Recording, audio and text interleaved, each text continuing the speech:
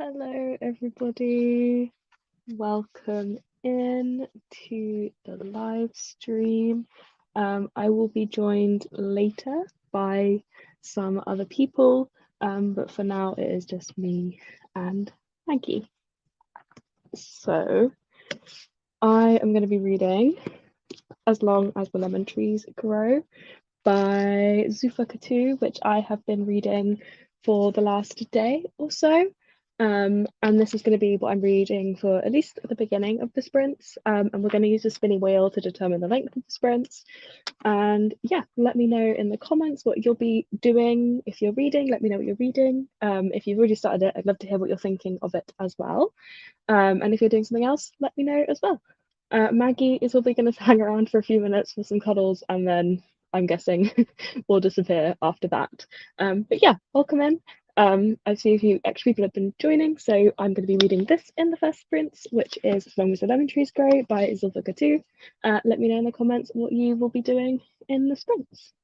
And also, if you are a reader, let me know how August went for you reading wise. For me, it was, I don't know, a bit of a weird month.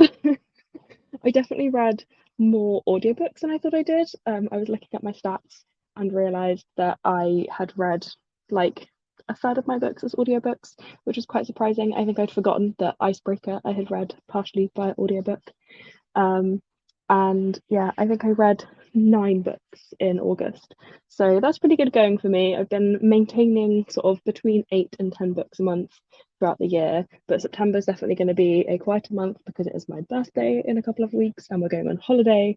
So I'm going to be very busy. So today will be really good to get some reading done. My read, As Long as the Lemon Trees Grow, is one of the picks for one of the book clubs that I do.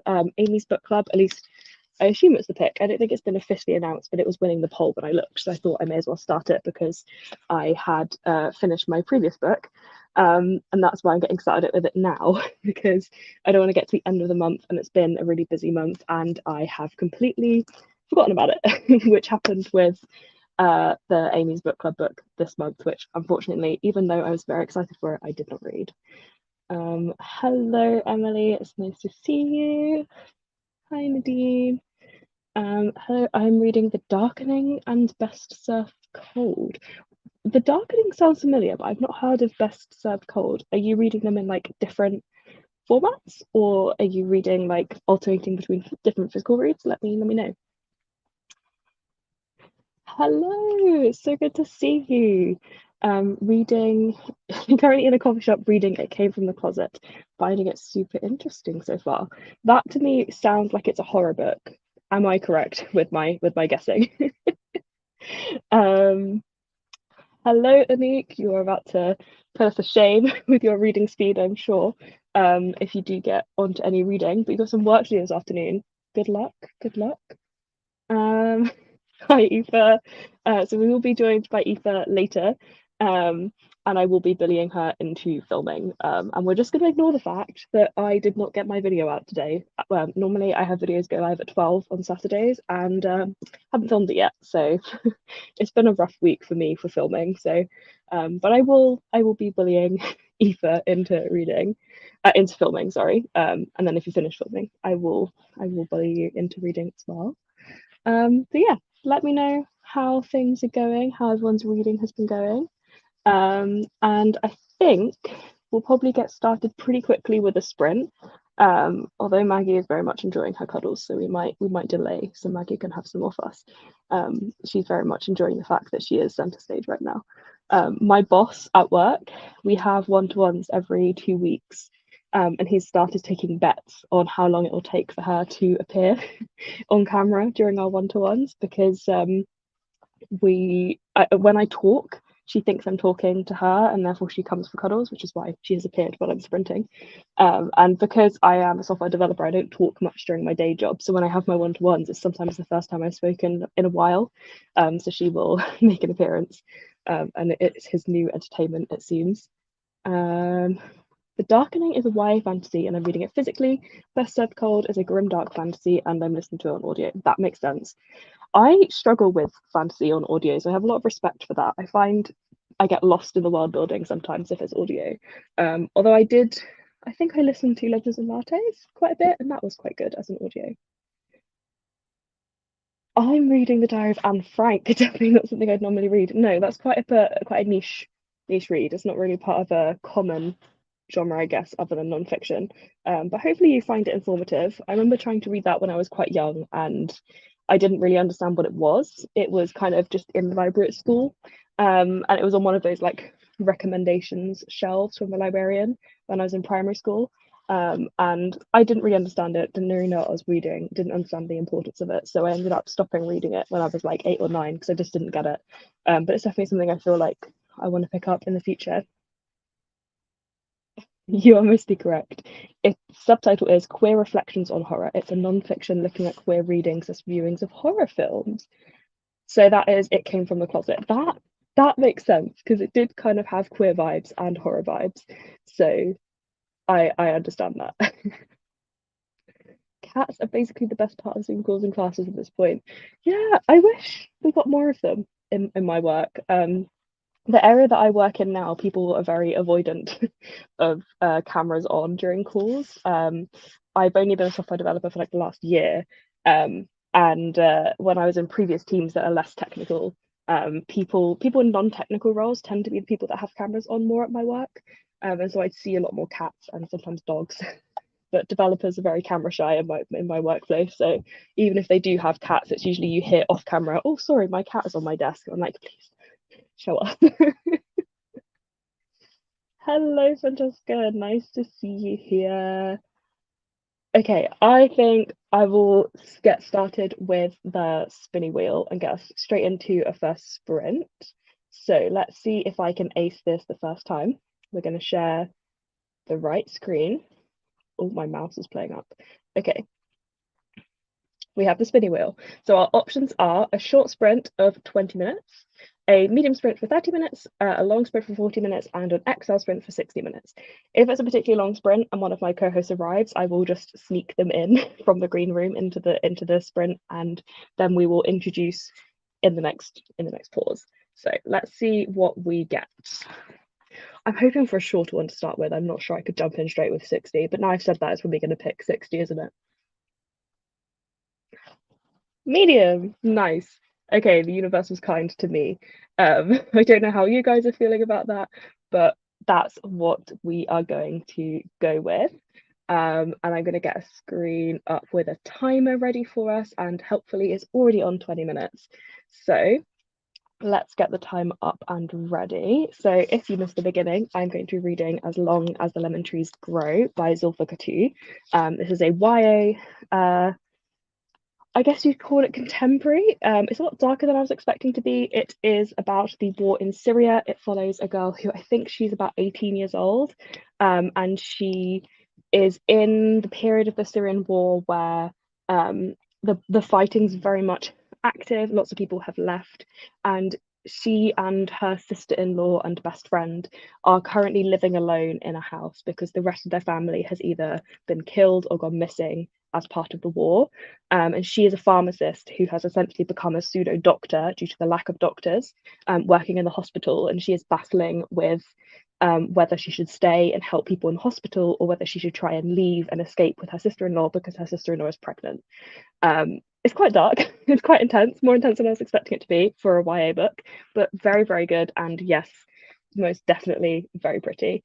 So that's what I'm going to be reading in this first sprint. Let's get this on the screen and we can get going. I chose the coffee shop background today because it just felt like the vibe. So I'm going to get this going and I will see you in 30 minutes.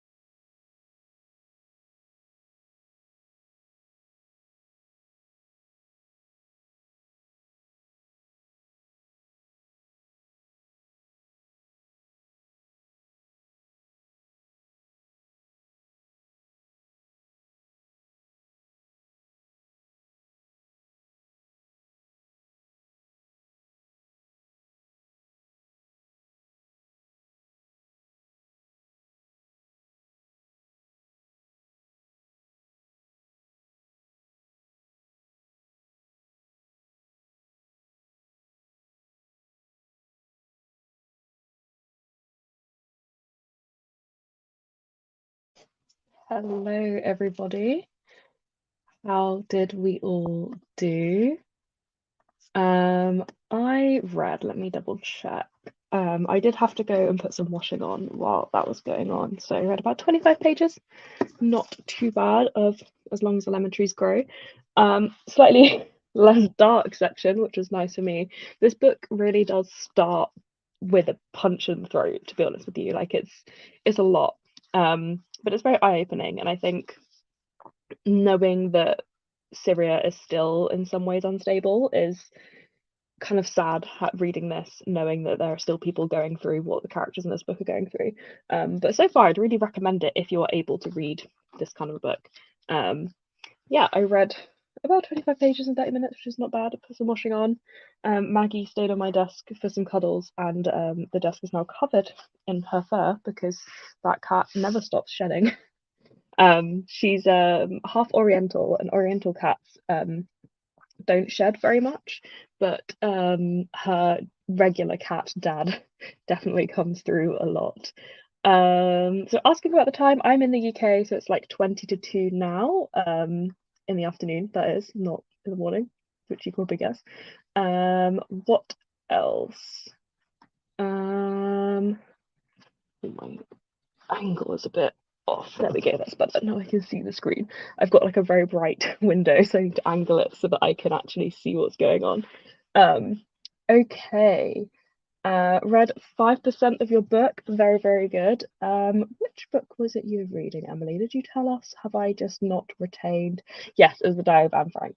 Nice. Hopefully that's going well. I don't feel like I can say hopefully you're enjoying it because it's not really a book you enjoy, is it? Um, but hopefully it's informative and you're finding it good to read. Hung some washing outside, basking in the sunshine. That is fair enough. I am not a sunshiny person, unfortunately. Like I like the sun. The summer is my favorite season, but I don't like being in it. My partner and I went on holiday in April this year, because it was very, very cheap. And we actually really liked it because it stayed around like 20, 22 degrees.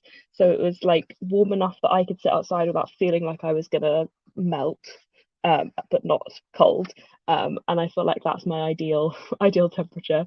So yeah, I would go bask in the sunshine if it was cooler. I will be out in the sunshine tomorrow for a food festival though, so wish me luck. Um, my sister and I just joined, had our parents and sisters up. Nice. Hope you've had a nice time. I have relocated to the bay since it's lovely and sunny, reading an essay. Nice.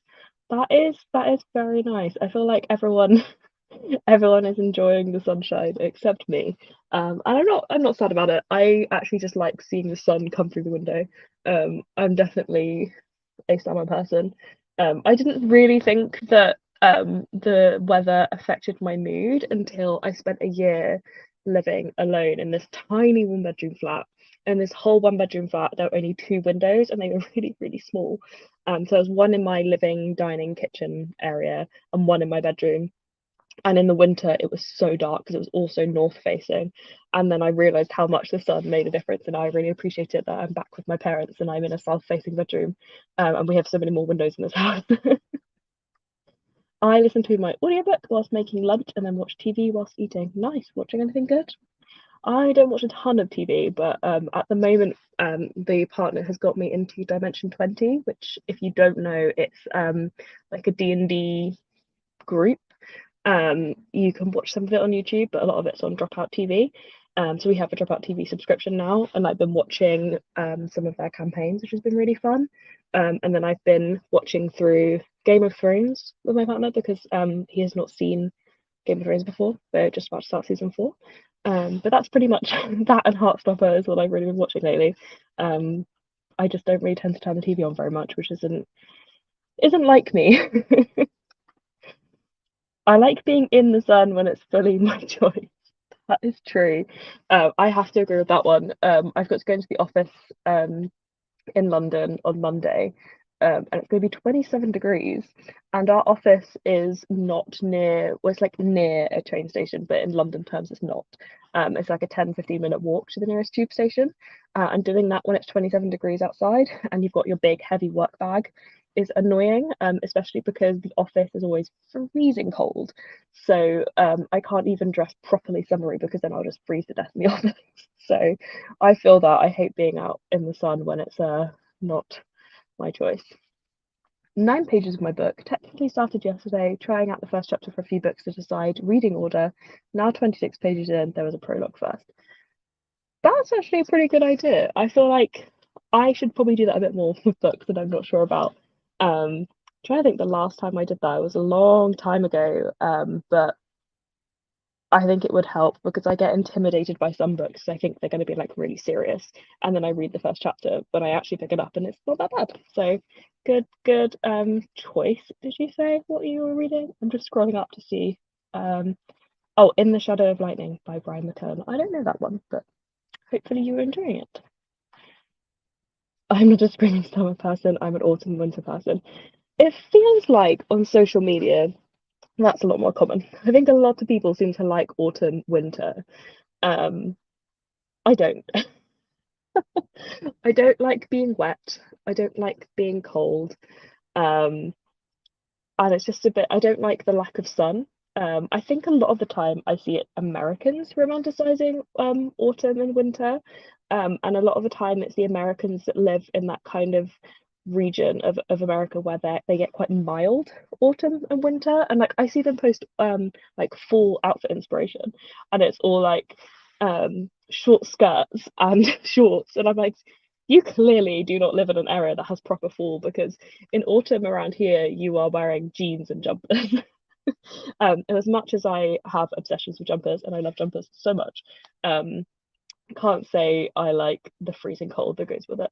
And in the UK we don't get a ton of autumn. It kind of very rapidly declines into winter and is just cold and rains and it's miserable and it's dark. So yeah, I can't say I'm with you on that one. I think I'm probably more of a spring person in reality now that we get the really hot summers. Um, Spring temperatures are more my kind of thing, but I do love summer. Um, Another vote for not a summer gal. Give me a sunny day in any season, and I'd prefer that by a mile. Fair enough, fair enough. Sunny days in winter, I do enjoy. That's like my favorite running time when I before I got injured and I was able to run. I used to love running on sunny winter days because it's nice and cool. So you don't get too hot while you're running, but it's also pretty. So I do kind of get you, but I still prefer summer. I get you with the heat. I love the summer since I'm a summer baby, but when you have trouble regulating your body temperature, it isn't great. Yes, yes, this is the thing. I've made some new friends recently through a book club, and one of them is an occupational therapist. And so we were talking about autism because I am autistic, and I was saying how my body reacts to any kind of movement by getting really sweaty. Even like I'm not struggling, but if I walk up the stairs in my own home, I'll get like really hot and sweaty. And it just feels really ridiculous. And I've been made fun of for being like unfit my whole life. Even when I could run a sub 30-minute 5K, I would still get really sweaty walking up the stairs.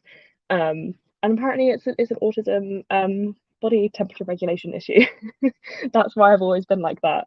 So yeah, I that's part of the reason why I hate I don't like winter the most because my biggest issue with winter is I will be all like wrapped up warm for going outside. Like say if I'm going to the office in the winter, I'll be wearing like my coat and my jumper and everything for walking from the tube station to the office. Then I'll get to the office and it's like 28 degrees in there because they put the heating on really high, and I just instantly feel really sweaty and horrible. Um, that temperature change in winter is awful. Um, the other day it's 29 degrees where I am, and that was in winter. Yeah, see, this is what I mean. Some people say that they love winter, and I suspect it's because they're not true. They don't get the winter we get in the UK. But wow. Although I'm guessing is that I assumed that was Celsius, but I could be wrong. It's 20, if that's Fahrenheit, then it's the opposite of what I was saying, and it is very, very cold, and I apologize. Fall is pretty here, but winter is lovely up until like January 1st. Then you go to February and want the cold and grey to end. Yeah, I think December I enjoy. the winter and the cozy vibes and like hot chocolates and all that kind of stuff. And then once Christmas is over, I'm like ready for spring. Hi, Ocean. If it was happening, I was focused on getting to work a bit earlier. Fair enough. Does that mean you're at work now? If so, have a good day at work. Hello again. I'd be at the opening of a new bookshop last night. Got so overwhelmed by the amount of people and the heat that it felt like I was still sweating age. Yes, yes, yes, yes. Our work we still do mostly remote. So when we do go into the office, um, it's always lots of people in one room and it can get really warm. So I feel you, feel you. I get warm quickly, so I don't tend to wrap up too warm. I do, but when it's like below zero, I still have to wear a coat, unfortunately. But I tend to be like, I will see the office as I turn the corner and I see the office, and I will start taking my coat off before I go in the doors of the office in the winter. In the summer, it just sucks because like I'll be warm from walking outside and then I stop. And so it's when I stop that I get the hottest. So then I like stop at my desk when I finally arrived and I look like I'm really sweaty and it's quite embarrassing. Which is just one of the many reasons I don't like going into the London office. Um, 29 Celsius in winter. Yeah, oof, that would be like a heat wave in the UK for summer. It's about 7 a.m., but I should be able to bear and stay here for a while. Nice. Although 7 a.m. is rough. I feel for you. I hate getting up early. I live in the UK and the weather can't make up its mind. First it'll be sunny and then rainy and then sunny again. Yeah, I remember there's someone at work who is from Australia. And she said that when she moved to the UK for the first time, she didn't understand like people, it would be sunny outside and her housemates would still pack umbrellas in their bags. And she didn't understand it. She was like, but it's sunny. I said she learned within like a couple of weeks that you couldn't trust if it's sunny outside that it would stay sunny. So yeah, I didn't realize that wasn't a thing in other countries, but yeah, I always have an umbrella on hand because you just never know when it will randomly decide to rain. Um, and this is why I actually get annoyed because my birthday is in like 2 weeks. Well, it's in exactly 2 weeks actually. And so um, I hate when people be like, September 1st, it's fall or it's autumn. And I'm like, no, my birthday is still technically a summer birthday. Autumn doesn't start until the end of September, like the 28th or something like that. And it often is still really warm around my birthday. So, and obviously in the UK, we're having like a tiny little bit of summer as a reward for putting up with like the coldest, wettest summer ever. So we're getting some warm weather this week at least. Thankfully, I only have to get up this early 2 days a week. That is good. Good. I could not do that on a regular basis. Just got back from work, have some work from home, but these will be perfect motivation for. Awesome. Hopefully we can keep you going a bit. I hate walking winter because I'm cold to begin with, so layer up, but end up being too warm super quickly, and then feel like I shouldn't have shed layers because I'll get cold, but not realize it too late.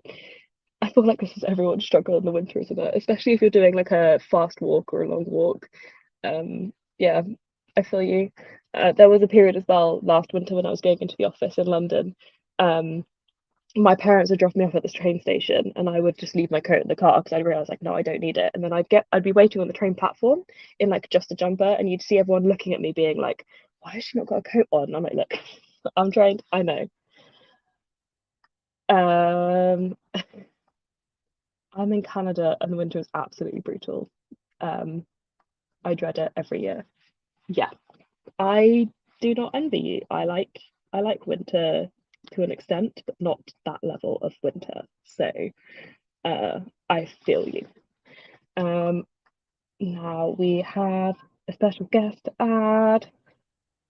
Hello, Aoife. Hello, hi. How are How you? are you doing? I'm good. How are you? I am good. I am reading a very harrowing book, so keeping the Oh, vibes positive between. what is it? As long as the lemon trees grow. I don't know it. Um, so it is a contemporary fiction about an Mm. 18-year-old girl living in the peak of the Syrian war. Oh, Um, yeah, and people didn't warn me it was as dark as it is, but Oh she is shit. a pharmacist, or she was a pharmacy student. Mm, And in the war, so many of the doctors have died. She's now having to become like a pseudo doctor, even though she's oh only boy. a pharmacist. And she's now battling with, does she stay and Hmm. keep being the pseudo doctor and help people, or does she leave because the only family she has left is her sister-in-law who's pregnant, and Oh she wants boy. to protect her. And she also has this like hallucination of this evil guy who like yells at her and Mhm. gives her like visions of horrible things Hi that happened Maggie. in the past. Yeah, Maggie is very I insistent on just being saw Dale there. like hi. So yeah, it's a lot darker than I thought it would be, which it says a lot. But yeah, Fair.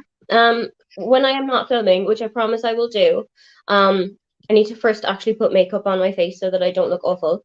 I will be reading this. It is Yellow Face. I think I told you, but I'm going to tell everybody else that I have found a book club speaking, like an English speaking book club here in Berlin. And their first book that I'm going to be joining them for is Yellow Face. And they're doing two meetings this week, Wednesday night and Thursday night. And I signed up for the Thursday night, and we go and like we have dinner in this really fancy looking, really like Middle Eastern Mediterranean food restaurant place. nice, And then you just come, read the book, eat the food, drink the drinks, talk the talk. nice. And I'm fine with doing that. But I'm also going to, in honor of Lianne joining us later on, slightly borrow her tops and bottoms idea by Maggie. Slightly borrow her tops and bottoms, but change it to like highs and lows of the month. Because in Yeah. August I read 38, 37, 38 books. And I was like, if I do a wrap up for all of these, I will be I'm sorry, filming what? for like 38. How? I was doing the Amazing Readathon. Yeah, this one doesn't And explain how. so I know, but you had one book for like you had a book for the prompt, and the Hmm. prompt came out every 3 days. But Yeah. if you managed to finish the book before the next prompt came out, you could sightsee. So you could look around with another book that would fit the prompt still. So I got like maybe 3 books, 2 to 3 books for every leg of the race. So that will say 25 books, just law of Yeah. average.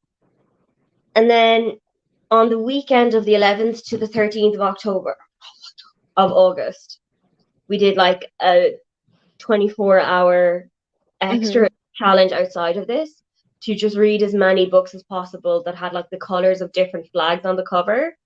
Yeah. And it was like the main benefit to this would be doing loads of short books, like loads of novellas, loads of graphic novels, manga, all that. So in that weekend, I read 11 books Okay. and didn't have a brain for about 2 days afterwards. But literally yesterday, I read not a single page. I didn't even read one word. I watched a ton of BookTube. I watched, never mind the Buzzcocks. Yeah. I watched that on Sky. I watched like a couple of back episodes and also the new one. Caught up into BookTube. I watched some TikTok and I listened to some podcasts. And I was just like, I'm not reading. Not today. And now you're back. And now we're back. The 2nd of September. And I do have to read this for Pig Pongathon as well. It was the, oh, name it, female protagonist prompt Do that I you got. have to finish the book by the time you go to book club this week? I have to finish it by Thursday. Okay. But today is Nice. Saturday and it's not long. It's like 319 pages of narrative, Okay, not bad. which is doable, Hmm. especially if I don't like mess around and actually read it. Yeah. Yeah. But we'll try it. We'll get it done. We'll see. Nice. Yeah. Good luck. Mm-hmm. We also have to film some things, so we'll If see we how that. get like a long sprint, I might film. But Yeah. to do that, You have I need to set up all my equipment, and I you really have an can't be idea? bothered with that. But I need to do my August wrap up. Oh, is yours going So to be 28 books long and 7 hours with bathroom breaks in the middle and all that yeah, stuff? Or naturally. Yeah, yeah. no, I read 9 books. Um, What did I actually read? Let me have a look at my reading tracker. I It's think one it of was those pretty months where I good. I'm didn't just really gonna read double check many myself. like great books. Mm. So I I'm don't gonna think double did I check. read any 5 stars this month? It was I did. I've just it, completely deleted them from my brain. August was 38. That's mad. Were a lot of them like graphic novels and So over Face Off weekend, which was the 11th to the 13th, I read like two Babysitters Club books. I read two of the Ali Hazelwood novellas, which were Ali Hazelwood books but shorter. Um, yeah. I read all four of the Heartstoppers and a um, Denise Williams graphic novel, not a graphic novel, novella as well, which was actually really good. Um, and they were all set in airports, so I thought that it would be a really good one to go with. Yeah, that's cute. Yeah. Also, I have a recommendation for you. I think I gave it to you already. I'm not entirely sure. The Fake Boyfriend Fiasco by Talia Hibbert. Let It me was previously Google. called, it was previously called Sweet on the Greek, so you may know it as that. But um the if you liked the character, what is his name? Zaf from Take a Hint, Danny Brown, you're gonna really like the main character here, and I'm gonna have to sneeze. Excuse me. Okay. Let me add it to my wish list. Oh my god, the physical copy on Amazon says usually dispatched within 1 to 2 months. Eh? I'll probably read it on Ridiculous Kindle carry on, anyway, if you but ask me. That is ridiculous behavior, and you should sue. we have some hellos for you Hello, and a hello. question from Francesca who wants to know where an island you are from. I am from Waterford, which is way down in the south. It is about an hour away from Cork City. And I am very glad that you picked up on Ireland because one of my coworkers told me the first time that we ever met, I thought you were from Canada. And I was like, honey, it's not Canada. That's that's impressive, especially Canada, not America. Like, why specifically Canada? I have no idea. I don't know why Canada, but it was a fun time. My boss is I'm not sure if he's from Northern Ireland or Ireland. Mhm. It's never like come up, but he has like a very soft Irish accent. And he said that he gets a lot of the people because we work in tech, so there's a lot of different nationalities in the company, and he said a lot of Mhm. the people who aren't from the UK think he's Scottish. Like Oh, he routinely gets Scottish, which he gets very confused by because he's like he went to uni in Scotland, but he does not sound Scottish at all. but where in the UK is he from? He's from either Northern Ireland or Ireland, I'm not sure. Oh, no, I kind of get it because if he's from the north, they are slightly similar. I So it think could he kind of is, add in. but I'm like, because he's otherwise there'd have to be like visa issues, I think, with him Yeah, being. So I think he must be from Northern Ireland if he works for us. But possible. it's one of those where like it feels weird to ask, but now he's been my manager for a year. Um, my husband is Canadian and everyone thinks he's Irish. So maybe there's a region in Canada that has an There accent is a that sounds region in quite good. Canada that has like really thick Irish. They almost have really thick Irish accents. Um, Oh. because quite a lot of people during the famine moved over there. Yeah, Newfoundland and St. John's, like that area. Apparently there's a lot of people there who sound like really thick Irish accents. Um, but I don't know how Irish and Canadian gets mixed up any other way. yeah, it must be that. They must have met someone from Canada with that kind of accent, and that's why they thought you were from Canada. Maybe. I think the only Canadian accent I really know is the um do you ever get the log chopping woman on No. Instagram? Oh, cannot recommend enough. Although that is coming from a queer person, I'm not sure if you're queer, but it's great to Okay. watch. Um, but she has a Canadian accent, and that's the only one that I can be like, I heard her speak and I was like, Canadian. I was normally I think they're American and they get really There's annoyed at me. there's a couple of words that give them away. If they say the OUT every time. If they say it like oat, Yeah, Canadian, every time. yeah, It's like a give. yeah. we have a few Canadians at work who I thought they were all American Hmm. because that if they don't like about doesn't come out up very much in work. Yeah, And it wasn't until like they were talking about being Canadian, I was like, oh, okay. And the reason we all thought they were American as well because they're all really loud and annoying. So we all just assumed they were American with the accent and being really loud. maybe it's just a North American thing rather than just a US American thing. Yeah, the Canadians have been hiding behind that for a long time, I think. Maybe. But also Canadians get Um, very annoyed. There you go. yeah, yeah. My dad is from Dublin. Yeah. I've mistaken a Canadian course friend for Irish before, and there's somewhere in Canada that is very Irish. Yeah. Yeah. Um, so the person who keeps getting mistaken for Irish is an hour. He's from an hour north of Toronto. I don't. Oh, He has a not little bit of Edinburgh? an Irish lilt when he's drunk. I mean, last night when I was out, I did get asked if I was Dutch. So That doesn't surprise me. I get that. When you I get was in Dutch? when I was in Amsterdam, other British tourists thought I was Dutch. Me and my mum, they thought we were Dutch. And bear in mind, we are 5 foot and 5'2".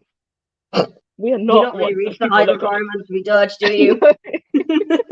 Like my mum is barely 5 foot, not even really 5 foot. I'm 5'2", and yet people still thought we were Dutch. So I've had it quite a few times that people visually think I'm Dutch. I don't know why, because our family is we've traced the ancestry. We are very English. There's not even Like like the a little furthest from bit of Dutch you can be. there's not even like any Welsh, Irish, Scottish. It is just Oh, it's English. just England. Yeah. As far back as we were Didn't able to travel trace it, very it's far, did just you? London. The Lilly family didn't travel very far, did they? No. Well, at least that's one side of the family. I think the other side of the family we don't really know a lot about because my nan's side of the family, she's like one of about 30 children, which is not an exaggeration. That is an estimation between her two parents. And it's just very hard to trace back from there. Yeah, sounds it. Sounds it. Newfies talk very fast and then and then nonsense language makes them hard to understand. I will take you for your word. Yeah. Do we want to get into another sprint? Do you want to get Yes. started? So I'm gonna set myself the stipulation of if it's 30 or under, it's a reading, especially because I Okay. have to do my face. If Mhm. it's over 30, it's a filming. And then we see if we can read in the time that's left over. But if the first sprint is a short one, will you do your face and then read? Or do you need longer than that I to do could do face? that. I could do that. Like if it's a 20 minutes, I can do my face, come back, talk, then go and film in the longer sprint. If it's a longer sprint. This is me bullying you. See, That's I'm fine. doing my job. That's fine. Okay. It's fine. And if I Let's. don't come back straight away, it's because I ran over. That's fine. We will see you when we see you. Don't Nothing. like cut yourself short to come back. I have to stop filming now because Lily said so. Just leave that in the video. Yeah, it's so that they Let's know. see what we get. I'm gonna guess a 45. I think it's going to be a 60. Face it is. Spinny Wheel does not want you to film. Face it is. Okay, let me update our timer and then we can get going. Oh, my mouse is playing up like nobody's business today. Okay. Oh, not the button I meant to press.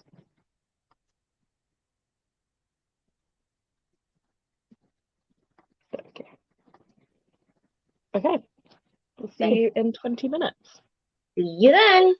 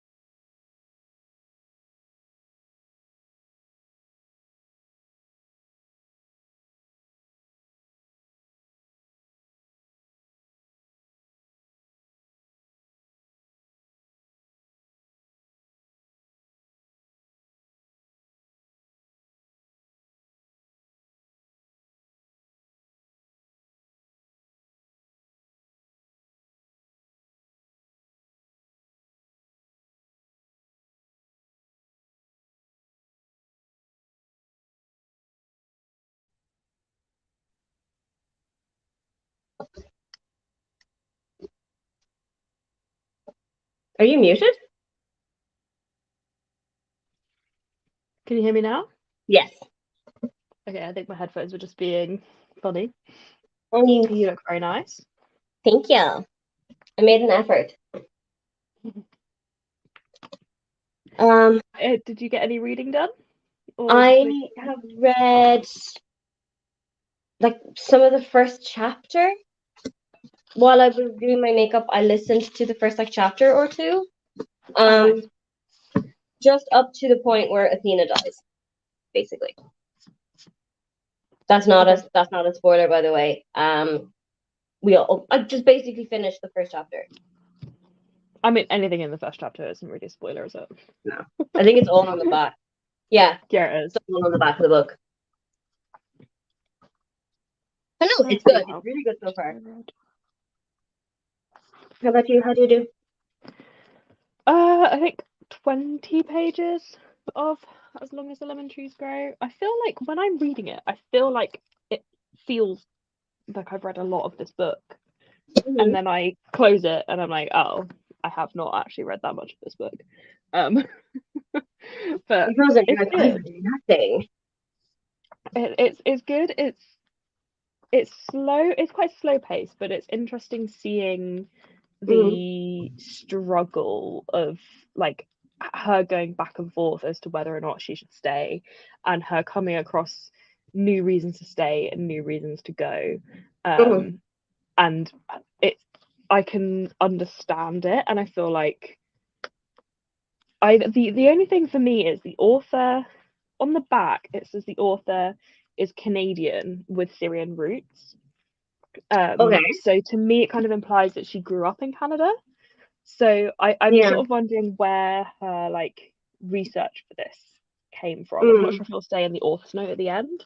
Yeah. Whether And this also is how from like far back. accounts, like yeah, like is it from family? Is it from accounts of people she's like met and Mm. interviewed? Because as much as I'm enjoying it, I do wonder how accurate it is to Yeah. what people in the actual situation were feeling and thinking.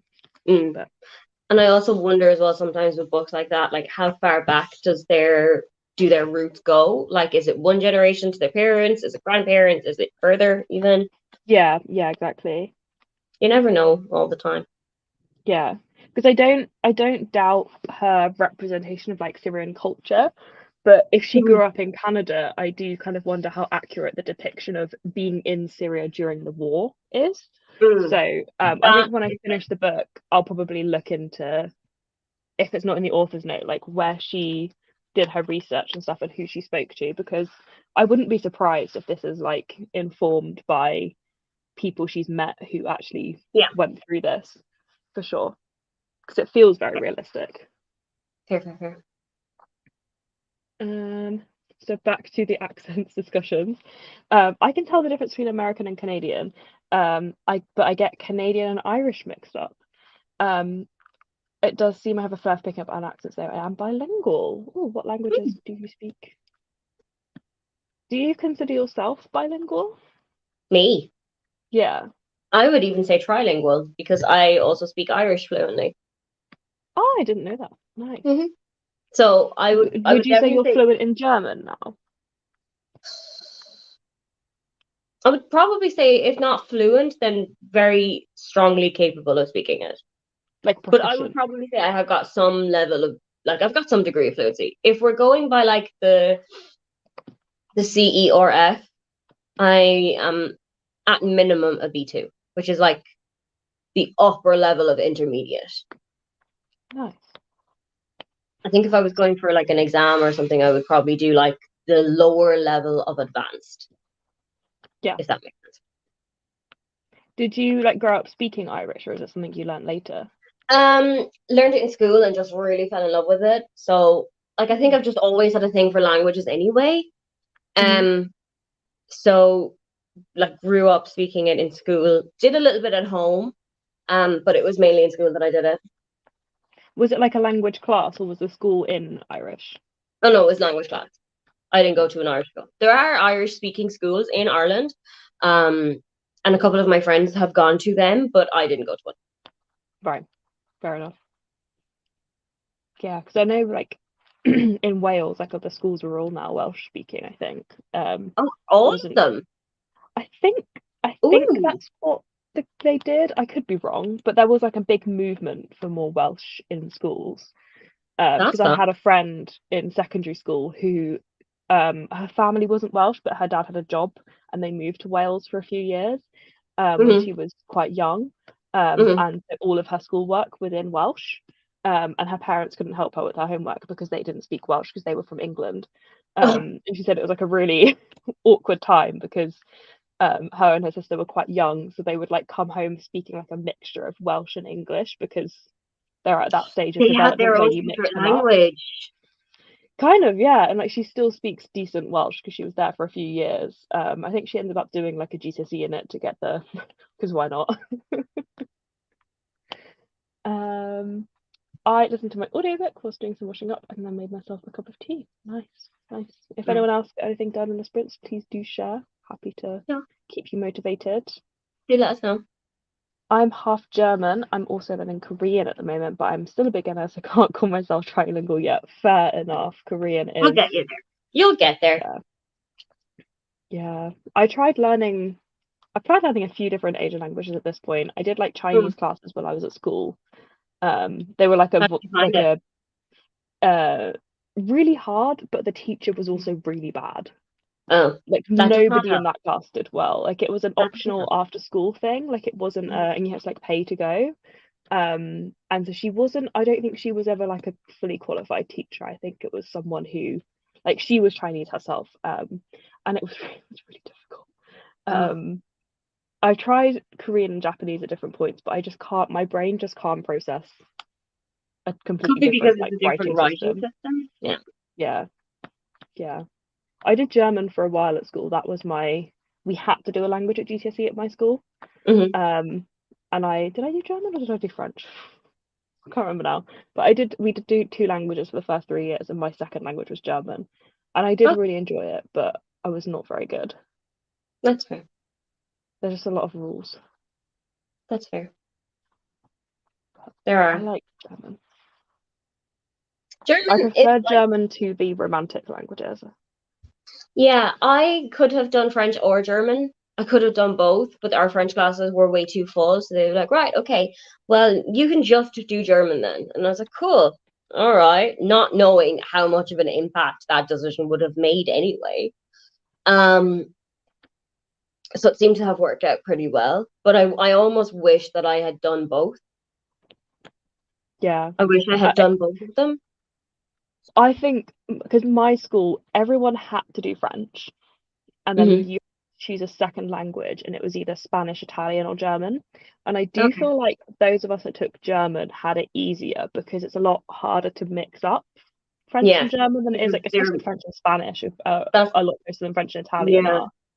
are. Um, I feel like doing two Romance languages instead of one Romance, one Germanic, chaos.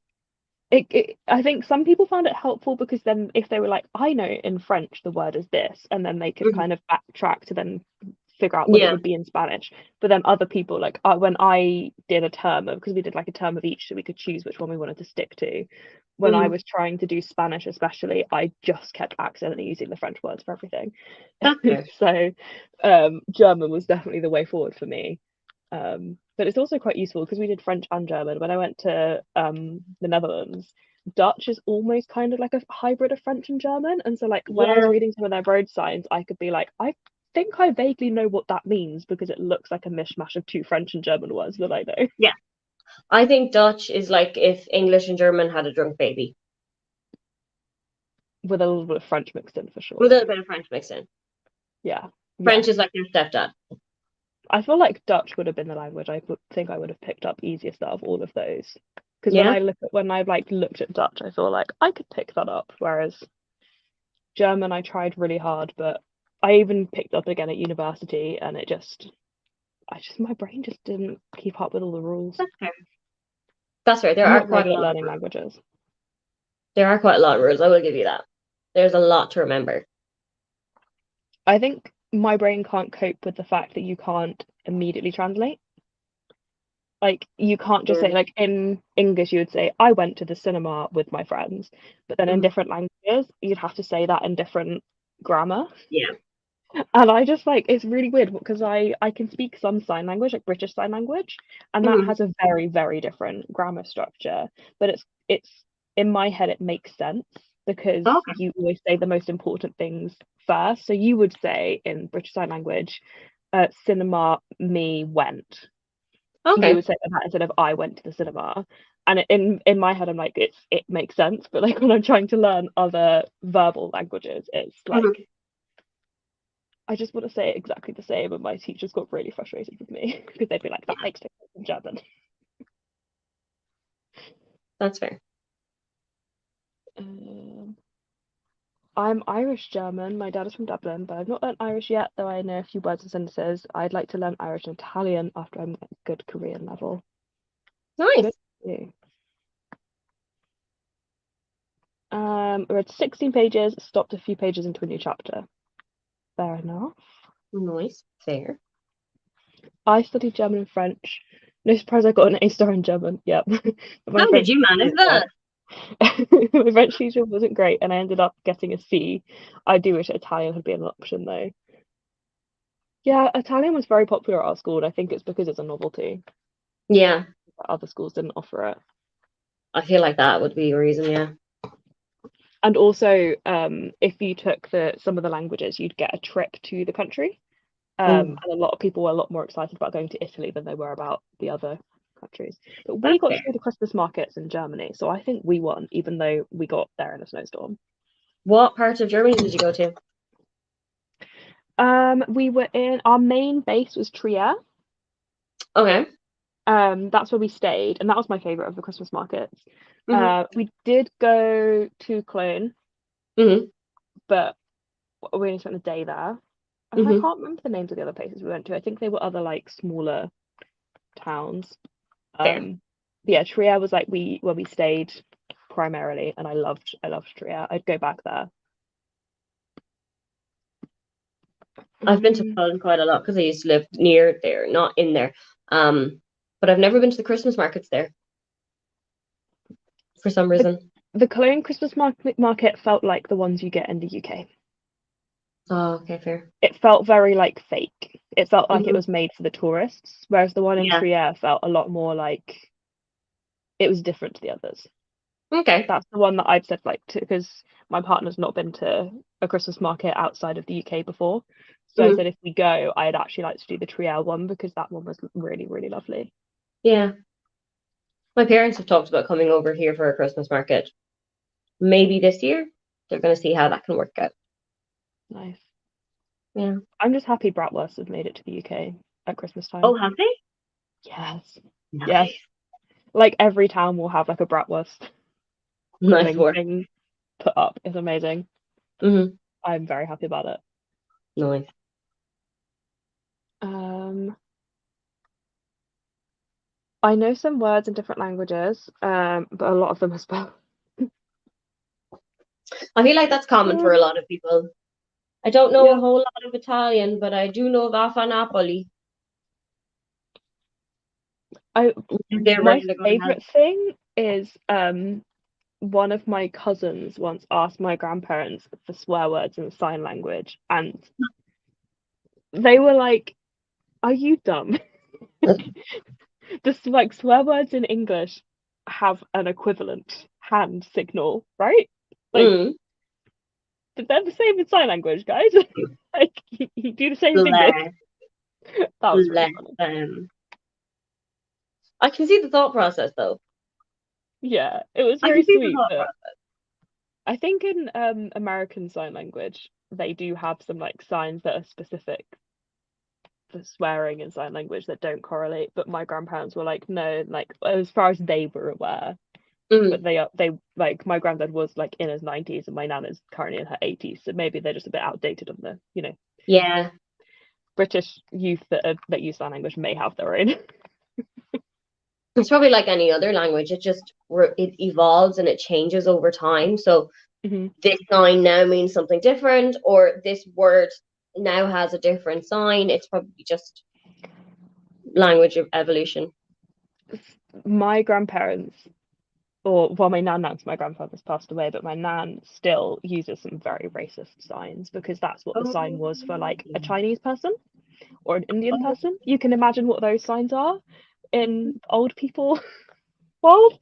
yeah. And they have been updated, but because like her only contact was other people her age who are deaf, none of Hmm. them are aware of it having been changed. And so they Hmm. still use those signs, and it's yeah, but it's also like very regional. When I was at university, I took sign language classes, and I was in York, which is the north of England. Hmm. Um, and some of the signs I learned from it was a deaf person teaching the class. They were very like there. It was like also like a regional dialect, and so when I speak to my nan in using some of the signs that guy taught us, she takes a minute to figure out what I'm saying because it's not the signs she knows. Not natural for her. Yeah, Yeah. which I think we found when we did the school trip in Germany. Like when we spoke the German we knew we'd been taught in school in some of the places we went to in Germany, they were like, "What are you saying?" Yeah. I've had that before. I used to say hilflich, which some my German teacher in second school had told me was helpful. And it turns out it's not, it's hilfreich. And I was like, I went through Okay. 6 years of education basically saying the whole wrong thing. Does it mean anything? The word Nope, you were nope, saying is nope, it not a thing. just nonsense? Just not a thing. Don't know where she got it from, but fair play to her for trying. Fair enough. Oh no, I'm gonna have to try and say German words. You might need to read these comments out, Aoife, Do because I'm gonna embarrass myself in front you of the want me to German read the speaking whole thing? people. Yeah. If you ever go near Duilach during near Christmas, I would highly recommend visiting their Weihnachtsmarkt, which is basically if you go to this town, go to their Christmas market. I mean, any town in Germany, if I'm near there in Christmas Yeah. and they have a market, I will visit. Don't worry. Anywhere I go, if they have a Christmas market and I'm there during the Christmas market, I will go. Hmm. We're going to the York one this Christmas because Oh, I cute. went there for university and I loved their Christmas market.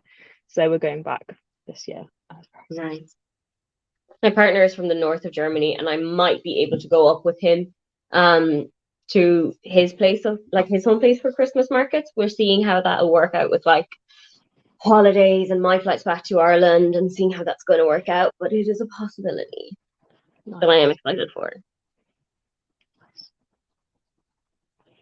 Um, I do know some Italian words enough to ask for things where I've been on holiday. Nice. Good. I do I feel remember like seeing people. an interview from Henry Cavill who says whenever he goes to a new country for like filming, he just makes sure he knows how to order a beer in their Yeah. language. And I'm like, do you know what? That's more than a lot of people do. So respect. And I feel like people respect that when you do try, at least if you're in a Mm, different country with a different language to yours, I feel like they do at least respect if you try a little bit. yeah, Even like it doesn't matter if you're doing it well or not. They're just like, hey, you know what? You're giving it a go. And I this is appreciate this is why I'm such a big advocate for learning the sign language of your country because that. even if you just know the alphabet, it can make a huge difference.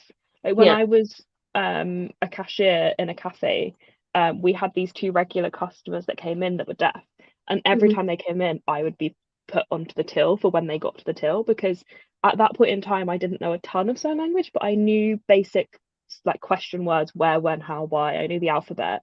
Um, and so I was actually like when they were trying to communicate what they wanted, I could like Hmm. ask like tea for like, do you want the turkey? And I knew how to say like coffee and tea and stuff like that, and it made Hmm. a huge difference. Even though I was Yeah. basically saying like, if it was English, I'd be like coffee, Yeah. like. But it makes a huge difference. So It does. I'm always a big advocate And for it makes a that. difference for them as well. Makes them Mm. feel a lot more at ease. I Yeah, feel the is what first I time want I to did say. it, they like lit up because they were like, "Oh my God, she kind of Yeah. understands what we're doing here." And I was like, I feel kind of bad that they don't get more of that. Yeah. That is the thing, because I feel like sign language or learning sign language is not very widespread, and there's not a whole lot of people who can do it. No, I know very few no. people who Yeah, like my when my grandfather died and we needed an interpreter for his funeral, it was can. hard to find someone who was able to do it because there's just not a lot of them around. And like my grandparents used to go to, there was a deaf church in our town, and I live Hmm. in a big town. It's like the county town, so like the almost like the capital of the county.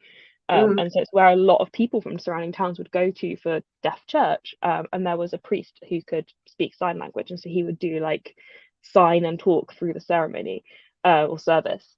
But he retired about 10 years ago, and Oh, there isn't another person who can do it. They haven't had church in 10 years because of like gee. nobody's able to do it. So yeah, Yeah, it is sad. it sucks.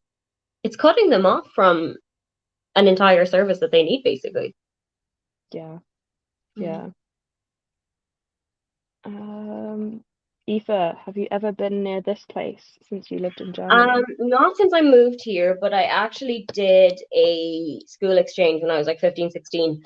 Um, and we did that in Heidelberg. So we did like a day trip to Karlsruhe and to Mannheim, which are two cities close to Heidelberg.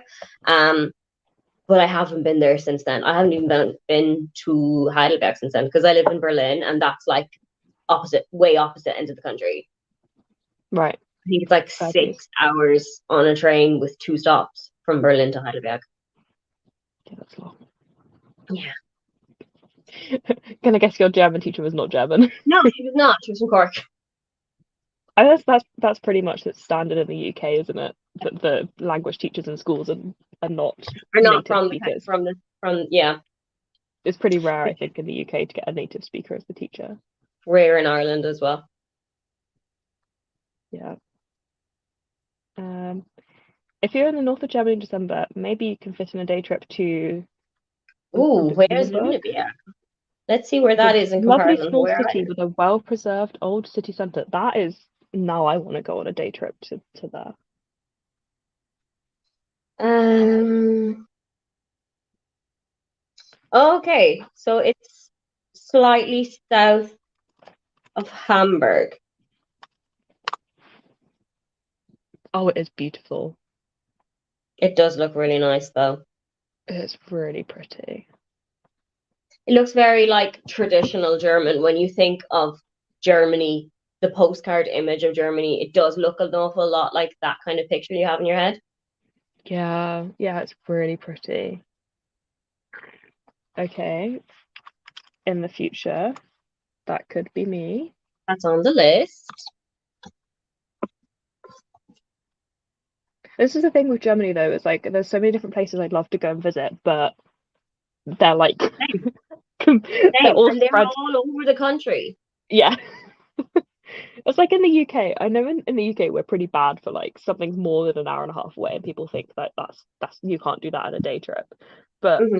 feasibly, you could do like a weekend living at the south of England like I do a Yeah, weekend trip up to Edinburgh or Glasgow, and you could do that. Whereas in like bigger countries like Germany, it's a lot more of a yeah. It's a bit more stretch. of a trek sometimes. Yeah. I did a BSL beginner course through the SU at my uni last year. I still have the materials that were given through the 12 weeks. That is excellent. I think even if everyone did a beginner course, it would make a huge difference. Just knowing the alphabet makes a difference. Yeah, My grandparents used to carry around leaflets with the BSL alphabet, and like when they would interact with people at shops, they would like cute. give them to them. It was very cute. That's cute. Yeah. It was just a shame that like our family isn't nobody in the family's fluent other than my grandparents because Mm, um my grandparents were raised in that era where they were forced to learn to lip read and to assimilate, and so they never used sign with any of their children. mm-hmm. And so then us grandchildren don't know it either, unless Yeah. we've learnt it. Like me, my dad, and my aunt are the only ones that know it decently. Hmm. So it is a big difference. Yeah. Oh, I missed. That's not the one. That's the one I meant to click on. My German and French teacher were actually German and French, but I did struggle with French. I picked up German a lot faster. So I think that might be because for us native English speakers, German is the same language family. So yeah, there are a couple of like connotations, there are a couple of similarities, there are a couple of words that either are pretty much the same or sound pretty much the same. So you just have like that natural word association. and I like German as well, where if you don't know the word for something, you can make up your own word for it to approximate, and people will Yeah. generally know what you're trying to say. And they kind of have an idea. Yeah, like they can then be like, "Do you mean this word?" Yeah. which is like when I did it at university with the courses there, we were encouraged to do that because then Mhm. once we'd made up our own word, she would then be like, "Did you mean this word?" And we'd learn the new word. And it There also you got us to practice like putting stuff together. go. Hmm. Whereas in French, if you don't know the word, they will be like, "What are you Yeah. trying to say to me?" I feel like French people are more annoyed when you don't try to speak it than any other language. Like if you don't give it a good Probably. try and be like, well, at least I'm really trying. But if you don't, French people are like, why are you not speaking French? You're in France. What's going on I here? mean, I think England probably is worse for that, to be England is fair. also quite bad. I think if anyone tried to speak like French to someone in London, that would not. Yeah, I don't think it would end very well for them. I think they just get looked at like they were a complete idiot, Yeah, completely. unfortunately. Um, I missed a couple of sessions for that very good reasons. The biggest being one of my uni tutors, was killed over the long bank holiday last Oh, June. Yeah, that is a pretty good that is reason. quite the good reason. Yeah, yeah, I'm very sorry that happened. Yeah. My mother is from, is it Karlsruhe? Karlsruhe. And some family live in Heidelberg. Nice. Heidelberg is super pretty. I haven't been there in like almost 10 years, but it's super pretty down there. No, over 10 years. 15 years. How long have you lived in Germany? I have been in Germany for 6 years overall. I spent four of them in Dortmund, and I am coming up on my 2 year anniversary in Berlin. I still remember the stress of you moving to Berlin, trying to find somewhere. Don't get me started. The updates during that period were stressful. It was horrific. I hated every moment of it. Yes, Kate, we are talking about Germany. It is where Aoife We've lives. summoned you. I actually haven't been for must be 10 years now as well. You should come back. It's very nice here.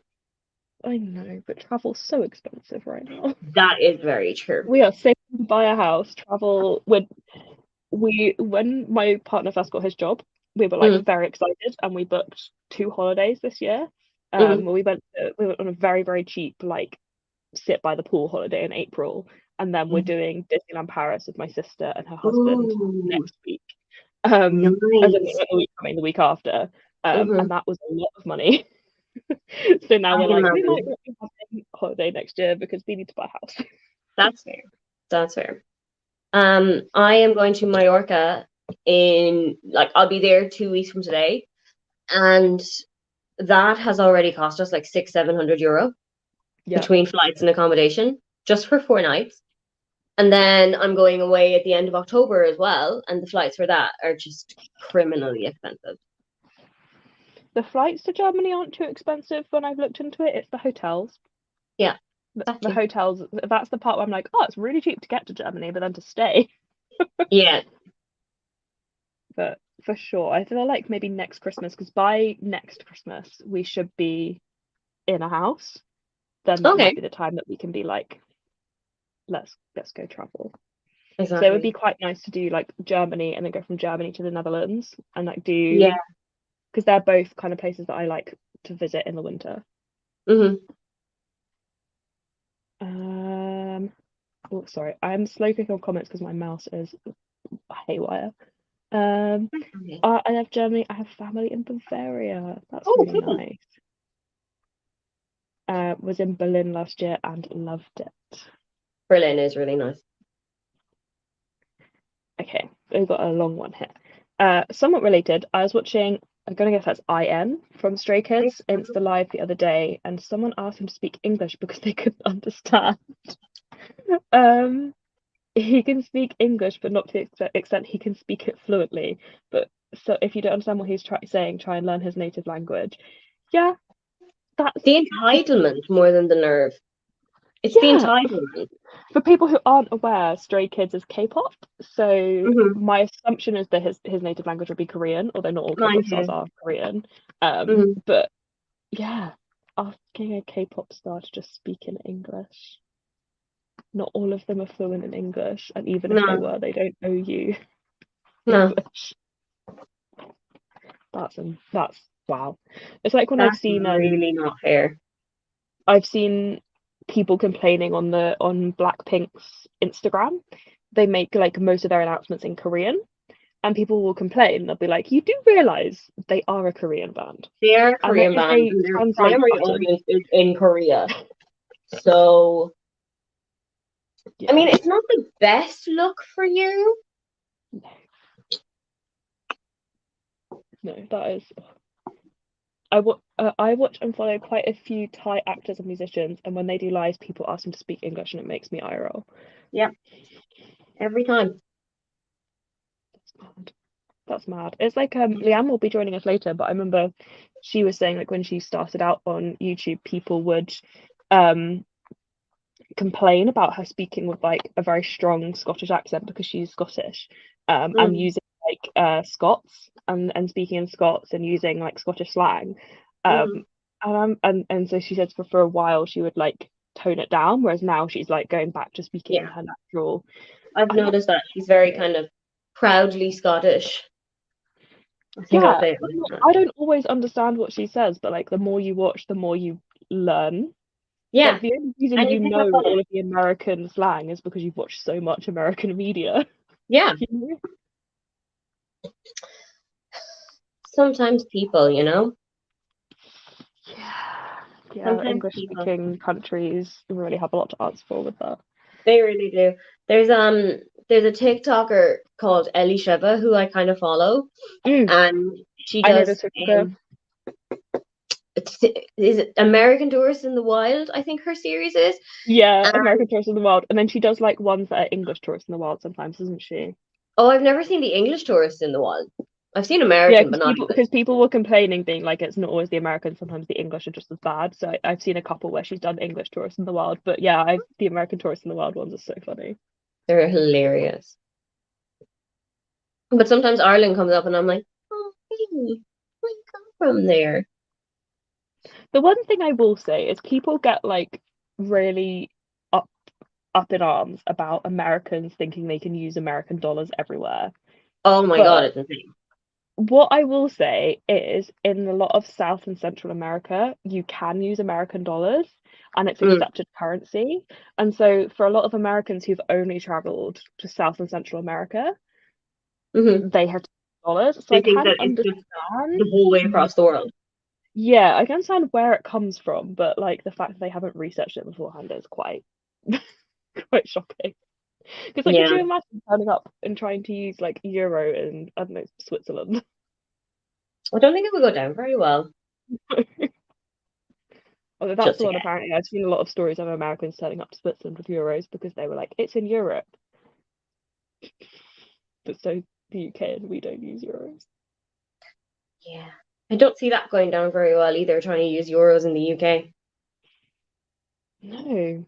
Apparently it's more common that they try to use dollars than euros Oh, because they just think they can. yeah. I'm not going to question it. Shall we do another spinny wheel? Yes. Let's pray for a long a long one for your benefit.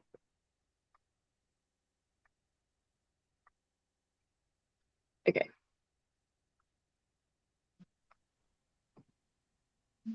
Last time I used the spinny wheel, it exclusively kept landing on the 60-minute ones. Do we want to make it a 40? Maybe. Let's go for Maybe 40. maybe let's do a 40 so that I have time to film. Yeah. Will that be enough time, or should we just ignore the spinny and go Should for a 60? it should be enough time, but if I don't come back, I've just needed a little bit more time. Okay, But that's fine. I should be okay. Let's get the timer ready. Cool.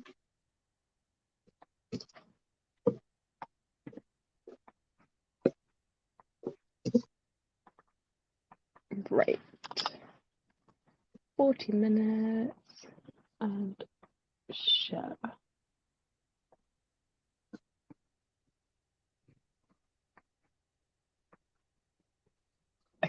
we'll see you in 40 minutes.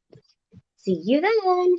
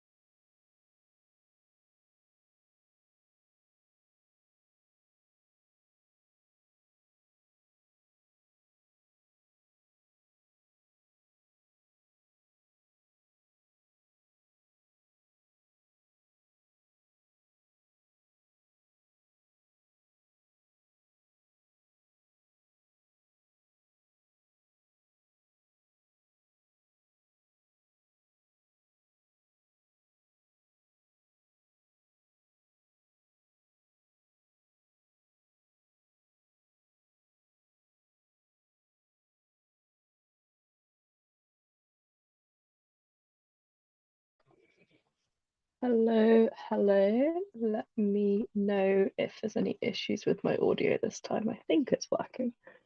I think Aoife will join us when she's done filming. She could be just finishing up. And I have had word from Lianne that she will hopefully be here soon. I'm just stuck doing something else at the moment. But in that sprint, I got to about 40% way through the book, I think. So I'm on page 160 now. I'm reading As Long as the Lemon Trees Grow. I think it was another like 25-30 pages because I had to go and hang out some washing because nice weather. Um, it's good, but I definitely feel like it's getting a bit slow. I'm 160 pages in and I feel like not a lot is happening. And as much as it's interesting, I feel like it could be a little bit pacier with what it's trying to do, or at least have kind of more going on than just the internal monologue. But I'm finding the situation very interesting because it's the first time I've read from quite a young person's perspective during a war, and they're just kind of uh, someone on the sidelines rather than a soldier. Usually, like war books are about soldiers or children, whereas this is about someone who is trying to save people. What I do like about it is humanizing the small boat migrants or refugees. That I think is a very bit of a hot topic in the UK at the moment. I think it kind of all kicked off around the Syrian war, and then there's been other um, instances of war and refugee situations happening in different parts of the world. And the current British government is making a real big deal about what they call small boat migrants, who are refugees from other countries. And I think this book does a really good job of humanizing them and explaining why people do it and kind of making it clear how they don't have a choice. And that's really sad, but also I feel like in some ways this should be kind of mandatory reading. I did have a sneaky peek at the author's note and the acknowledgements at the end. She doesn't really go into detail about um, where her research came from, but she does say that she says that certain scenes in the book are references to real atrocities that have happened in Mhm. Syria. Certain characters are based on real people's accounts that she has seen in the media. Um, I like this is a bit of a trigger warning moment, but I guess there's a scene where like a small child has been injured and is dying, and he says his final words are, "I will tell God everything," and apparently that is something that actually happened, that she saw in the so it seems like as much as she wasn't there, it seems like she's a lot of it has been drawn from real accounts. So that is good because I definitely feel like it felt like it was coming from that perspective. Um, and they're also obsessed with Studio Ghibli, the characters in this book, and so they reference Studio Nice. Ghibli a lot, and it's very sweet. How did the Yeah. filming go? Filming went. I have actually got it filmed, which is good. So I'm going to edit it tomorrow so that it's ready by Monday afternoon. Um, I narrowed it down to top three and bottom three because Okay. even with that, it was 20 minutes of raw footage, and I don't know how long that's going to take in like an edited stuff. Um, but I was just thinking, like, if I still even talk about these 10 books altogether, Maggie's not happy with the fact that I went from 10 to 6, but Maggie's just going to have to deal with it. Um, it just would have taken me forever and forever to edit and get all the covers and everything done together. So I was just like, you know what? Three and three. Three and three. That's fair. I But I think didn't three and get three is any reading done. yeah, that's fair enough because you were filming, so Yeah, you did the thing you said you were going to do. exactly. I was productive. Exactly. And I think, to be honest, like 3 and 3 is pretty decent because, for a lot of people, even 6 books in a month is a lot. So it's a Yeah. decent month anyway. Um, I tend to skip over books if I don't feel like I want to talk about them, or if it's the kind of book I feel like the internet doesn't need to know about. You Okay. know, sometimes you read a book and you're like, the internet doesn't need to know I read that book. Okay. So I generally like at the beginning of any wrap up, I'll be like, I'm going to talk to you about the 10 books I want to talk to you about. Yeah. Or even if you're doing like video projects, you're like, these are the 10 books that I can talk to you about. because I read 12 in this month, but I can't tell you about two because they're going to be in a future video. Or Yeah, I I read think 12 and these two are in a previous video. Go and watch it. Do you know yeah, that I kind of think I energy? usually will be like I'll say I'll give a quick like here's my 30-second thoughts on it, and then I'll be like, if you want to hear more in depth, there's either an Yeah, upcoming video or like here in the cards is the video yeah, where I vlogged it, that's which is what I'll also do. a 'Cause good idea. I did a vlog for Icebreaker by Hannah Grace, Oh yeah. which I think because I made it a spoiler vlog, people are not watching it, which is fair. But I will give a spoiler-free review of it because I think some people will be interested in that in That's my fair. wrap up. But then I'll just That's link fair. to the vlog for people who want I to. am keeping your spoiler vlog for when I have actually read it, but I will go and watch Nice. it. Yeah, I would say do that if you're going to read it because it is. I talk very much in detail about what happens. Okay, then I shall watch it in probably November, December, Nice. because it's on Yeah, my they do winter have it. to do. It's like a whole section of the book at Christmas time, so it is a very Christmas appropriate. That does feel appropriate. I was about to say what it was, but then I caught Don't myself. tell me. No. We'll get there when we get there, Lily. We'll get there when we get there. I still remember though, I don't know if you've ever read it 'cause it's middle grade, but Nevermore, which I No, I very haven't read it. controversially do not like. Um, Hmm. and I'd saved it for Christmas time because people told me, oh, it's really Christmassy and it's like a really cute Christmassy. And it was like 10 pages at best, where they like have a Christmas. And that was it. And I was like, why did you tell me to save this for Christmas? Doesn't count. This is only 10 pages. This doesn't make it a Christmas book. Kate said I got distracted from my phone for like 15 minutes. Do you know what? Same. At least it's only 15 minutes. Same. I'm the worst for like when I'm reading. I will have my phone beside me. I'll have TikTok. I'll have like, oh, I'm gonna watch Mhm. what's on BookTube. Oh, I'm gonna go on Twitter and see what people are saying.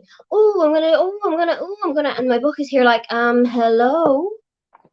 Yeah, I usually have the problem with like I'll pick up my book and then I'll be like, oh, I want to post about this on my Instagram stories because I'm really enjoying this book, and then I will do everything but that on my phone, and then 20 minutes later I'll be like, oh, I should probably put my phone down now and read, and then I'll pick up the Yeah. book again and be like, oh, I picked up my phone to post it, and then I'll pick up my phone again to post it, and the cycle continues. Or what I also will do is I'll pick my phone up with the specific intention to do something.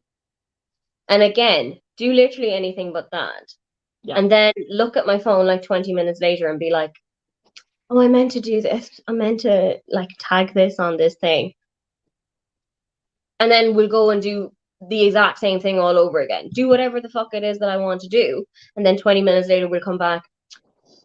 Oh, yeah. I'm the worst for it. I'm genuinely the worst for it. yeah, yeah. That's usually me all the time. Yeah. Um, Also apologies for the jump scare there. I know I was quite loud. I used to like unmute and be like very quietly like bring it in, but because I'm using my like in-ear Bluetooth headphones this time, I'm Hmm. always a bit suspicious that they've disconnected because these ones are not very good. Like you can't check if they're connected or not, in the way that Oh. like my overhead ones you can. Hmm. And so like I just have to hope. So I Oh, don't want okay. to be too quiet and then people don't hear me and then tell me that I'm not connected to my app, you know? So you're just gonna have to That's deal with the fair. jump scares, guys. That's fair. Kate would like to know how you're finding Yellowface. So I've only read one chapter. Um, but what I read, super good. Very intriguing.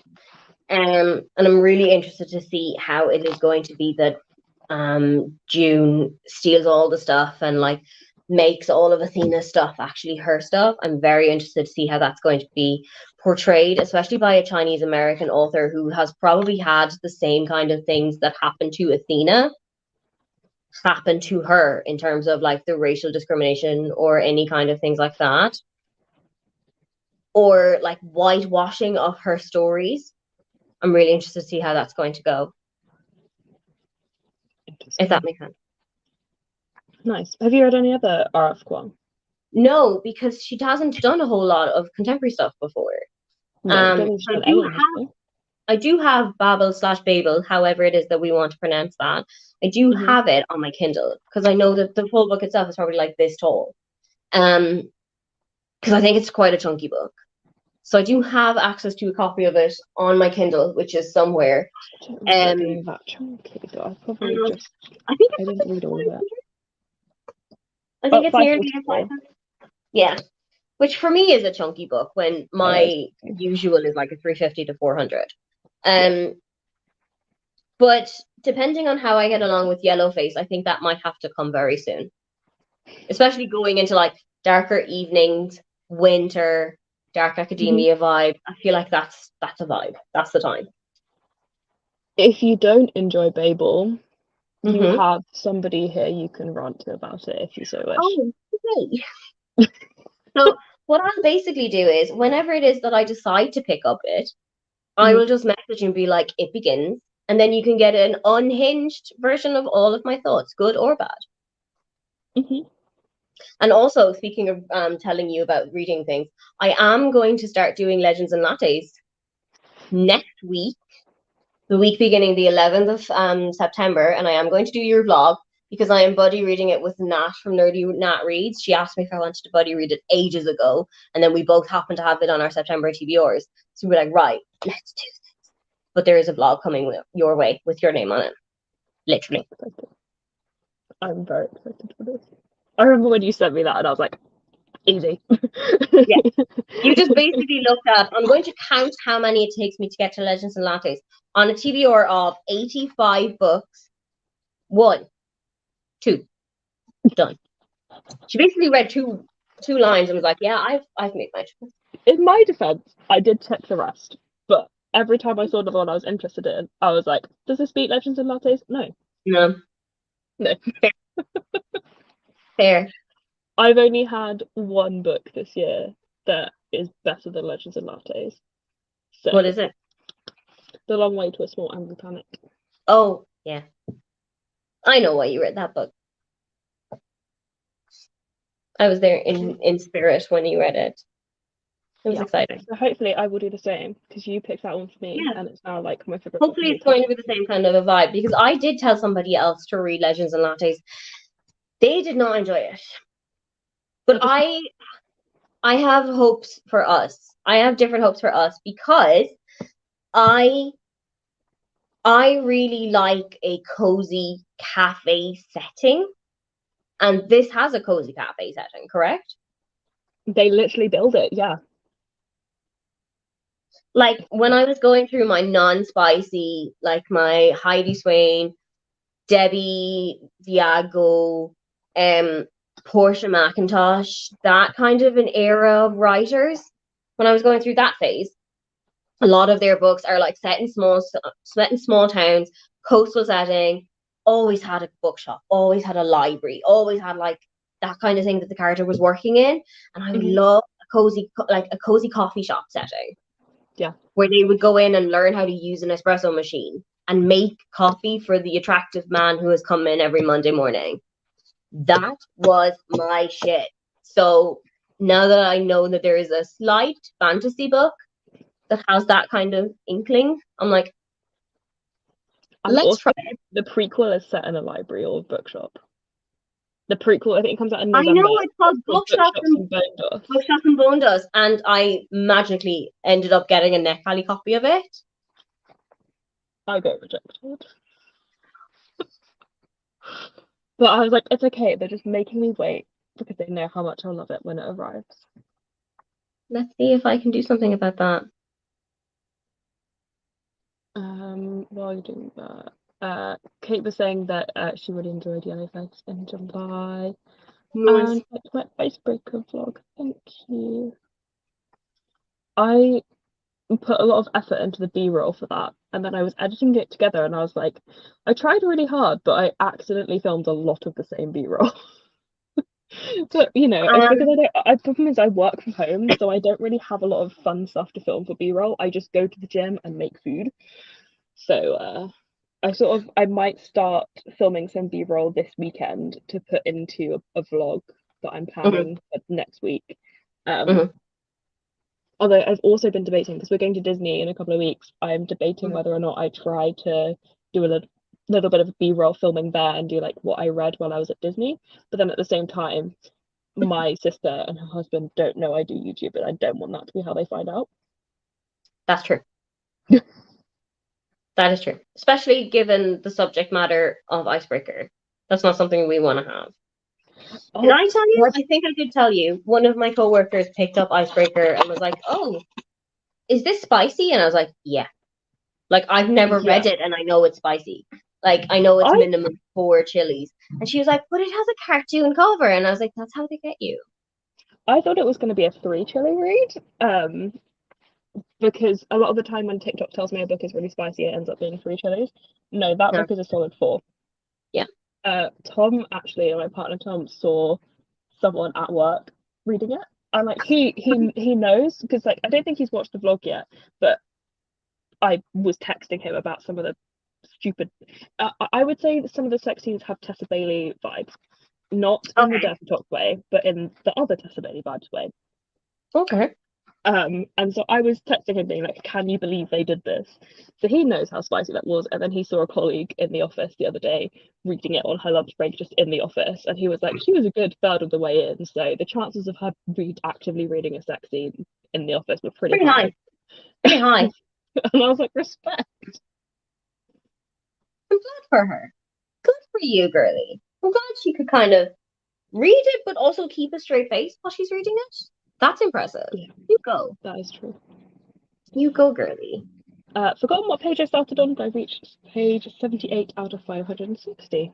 Oh, that's pretty Very, good. very solid. That's very good work.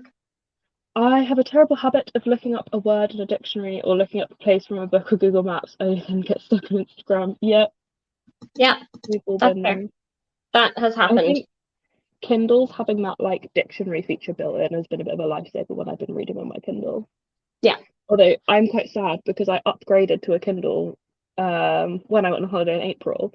So Mhm. previously I'd read on my iPad, Mhm. which is just not a good experience because it's so heavy. Yeah. And so And I bought a Kindle, the screen is not as good for reading on an iPad as it is on a Kindle. and it died in a couple of hours reading. Yeah. Um, so I found like on eBay you can get them refurbished for cheap. So I was like, yeah, I'm going to treat myself to a cheap refurbished Kindle, and it's great and I love it. But you know how like a lot of the TikTok and Instagram girlies have those clamps and the Bluetooth clickers, so you could lay in bed and have it. I have that set up, but the clamp that I have is too big for my Kindle. No. It doesn't like it can't hold on to it because it's too small. No. So I need to eventually replace it with one that is small enough, because I No. have to hold it in my hands like a peasant, and I'm not a fan. That's not cool, man. I There know. should be I wish so somebody much at it was all one. times beside you holding a Kindle in front of your face and they just like tap the screen for you. That would be a much more enjoyable situation. I still have my Bluetooth clicker, which does work on the Kindle, but it just doesn't hold in the clamp, and I'm really sad about it. That's a, Um, is Icebreaker the one that has an ice hockey player and figure dancer on the cover? Yes. it is. Um, it's also got like a purpley grey cover. Yeah, that one. Yeah, it's kind of between like lilac and pastel blue on Mm, a purple spine. I think it's like lilac grey. I That don't kind of really like it looks more blue, I will be honest with you. Mm-hmm. That's fair.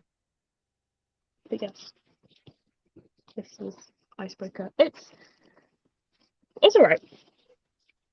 What did you give it? I have my reading tracker open. Let's check.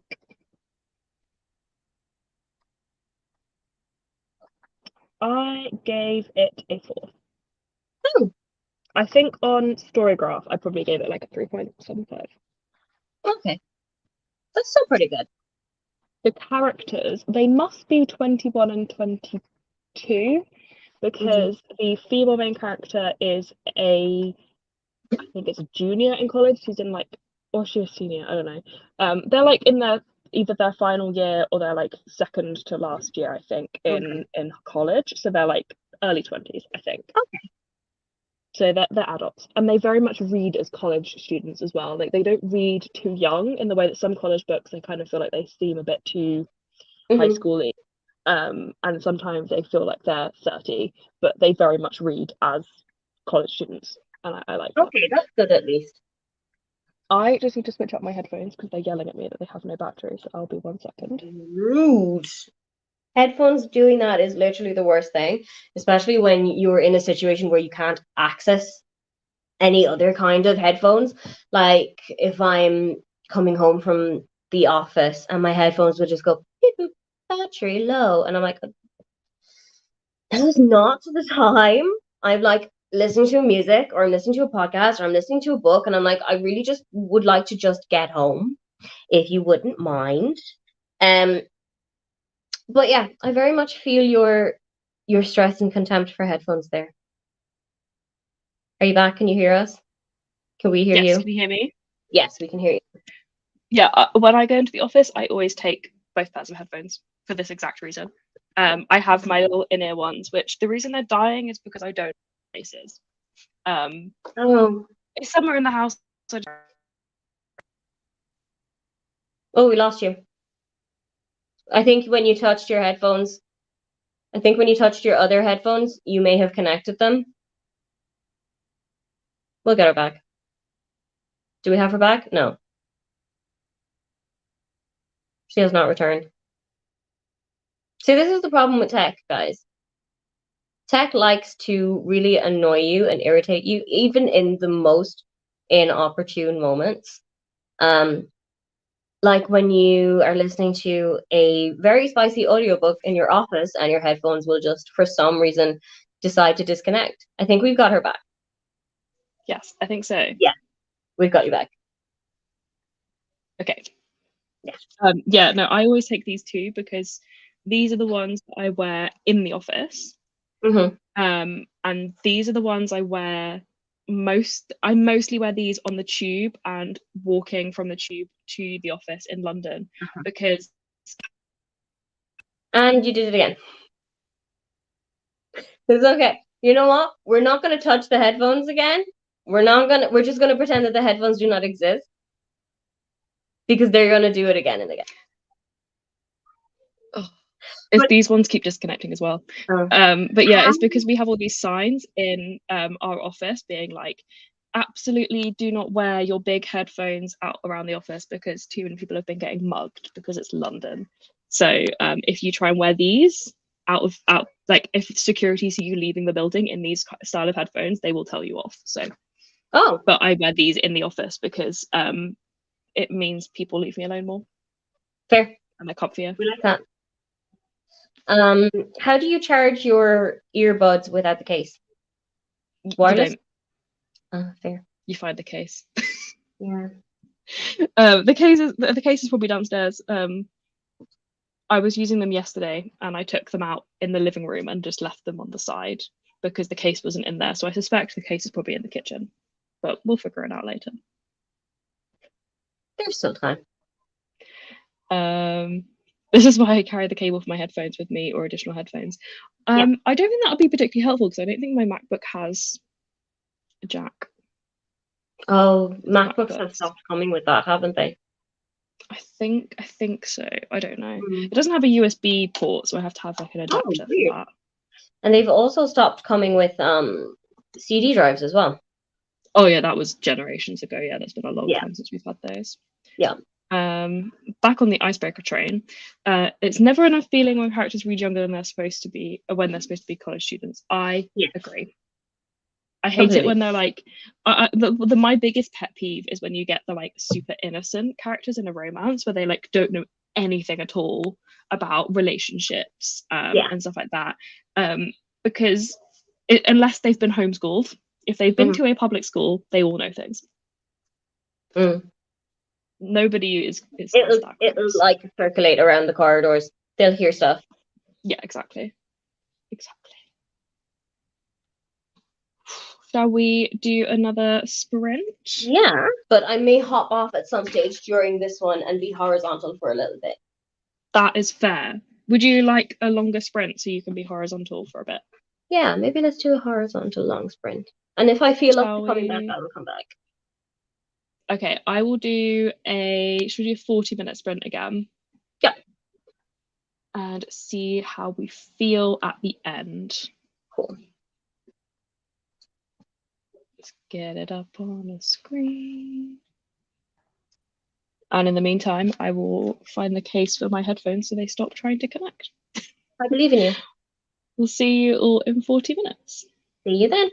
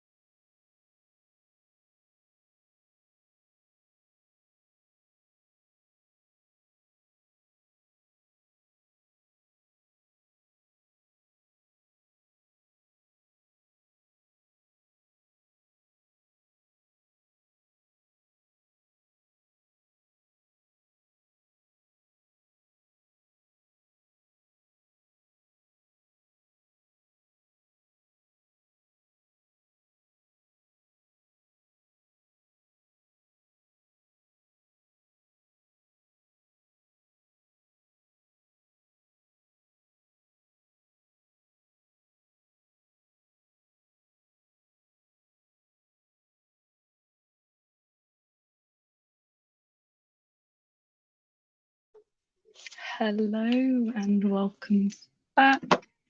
Aoife's had to drop off, and I don't think Lianne is going to be joining us. I haven't heard from her recently, but she said she was getting caught up with some other commitments. So it's just me for this bit. I can't remember how much I read now. I think only about 20 pages of As Long as the Lemon Trees Grow.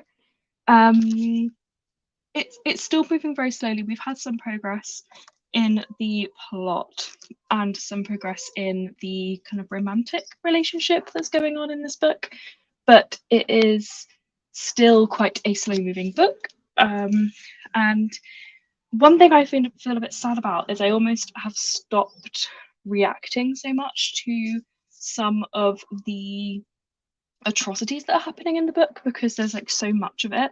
But I wonder if that's part of the point. But it's very interesting hearing more of a conversation about small boats and how people get to them and why they're going for them and why people are leaving Syria and why people want to stay. It's very interesting. I did spend some time in this sprint having a quick Google to see what the current situation is in the country, and it's still very sad to see that this is still very much a reality for the people out there because this book, when was it published? It was published in 2022, so it's not super old. Oh, that lighting is weird. Let's bring the blinds on a bit more so you don't see the tassels all over me. But yeah, it's still sad to think that people are going through this now. And yeah, I'm enjoying it. I'm not sure if I'd recommend it yet. I'm finding it an interesting read, but the story itself, I am not sure I am buying into it. I definitely need to get a bit more into it to see what I think. But I do feel like at the moment it feels like an important read for, I would say, for teenagers who, especially teenagers who are living in areas where a lot of these refugees find themselves. It'll be good to read to kind of hear more about their perspective of what their life has been like. So let me know how you did in that sprint. I would love to hear what you've been getting up to. Hi Ocean, welcome back. I hope work has been okay. You must have been there for a few hours now. Hopefully you're not too tired. I have once again been looking at my phone, but I'm cracking on making these notes now. That is a mood. I did spend some time on my phone in this sprint and hanging out washing as well, to be fair. But yes, I feel you, but I'm glad you're making some progress now. I have the hardback. Yes, I do have the hardback of As Long as the Lemon Trees Grow. I don't remember when I got this. I am fairly certain I bought this for myself because there's no gift note in it. Usually, if someone gets it to me as a gift from my Amazon wishlist, I will leave the gift note in it until I have read it so that I will remember once I finished it to message the person and let them know what I thought of the book. So I think I bought this for myself, and I'm fairly certain it's because it's so beautiful. I wanted it in hardback, and when it came out last year, there's a few creators I follow, mostly Muslim creators, who were talking about this book and how much they loved it and how much they wanted other people to read it. And so their reviews really convinced me to pick this up. And it's just been on my shelf for a very long time. I haven't been in the mental place to pick it up for months since I bought it, obviously, because it came out in 2022 and I'm now reading it in 2023. But it was just calling to me recently, and I suggested it to Amy's book club as one of the picks, and it got voted. I think I haven't checked today if it's been officially announced, but last I checked, it was the most highly voted book on our poll for September. So that's why I'm picking it up now. I did try to make this a book for my in-person book club that I go to. Amy's book club is definitely more of a very specific demographic of kind of 20s and 30s women. Is the vast majority of the people in that book club. And so there's a lot more consistency around what we read in that book club, whereas my in-person one, it's a bit more chaotic. You have everyone from, I think I'm the youngest member of the book club at 24. And then we have people all the way up to like retirees who are grandparents of people my age. So there's a lot of different reading tastes, a lot of different backgrounds. I did pitch this to them as one of the picks for August. It came joint second with a few other books, but August was a very high vote month. But we get some months where people were allowed to vote for multiple books. So basically, if you would read the book, you vote for it. And this one got 11 votes along with a few others. But one other book got 12. So it was very close to being picked. I definitely pitched it more as a war book because my book club has a lot of people that like war books. But sadly, it didn't win. But it did win Amy's book club. So we are now reading it in September. And I wanted to get it done so I didn't forget about it because I forgot to read Amy's book club book for August. Edited 2 pages of a manuscript for work. Very, very good. I'm glad you've made some progress. Oh, Maggie, not a good time to lay on the keyboard. I've made notes for 3 more sections, so only 4 left. That is excellent. So these notes before you start writing, Kate, or is this like editing notes? What kind of notes are we talking about? Didn't read anything that sprint, but updated my reading report. That is honestly some of my favorite parts of being a reader is updating all of my tracking stuff. So I'm kind of jealous. Every time I finish a book, I get so excited because I remove it from my Notion TBR backlog, which is very satisfying to see the number go down. I update Storygraph, and then I go to my spreadsheet and I put in all the information, and then I go and look and see how that book has changed any of the stats, and it's very exciting for my little nerd brain. It's not too bad today, thank God. That's good. I'm very happy for you. Leaving soon to do errands and stuff. Good for you. I put my Tesco shop away and then sat and pet my cat Lucifer and checked his wounds. He's been fighting with some other cats who live in my area. Oh, that is very fitting of a name for a cat that fights a lot. We used to have a cat that didn't fight but got caught up in a lot of fights.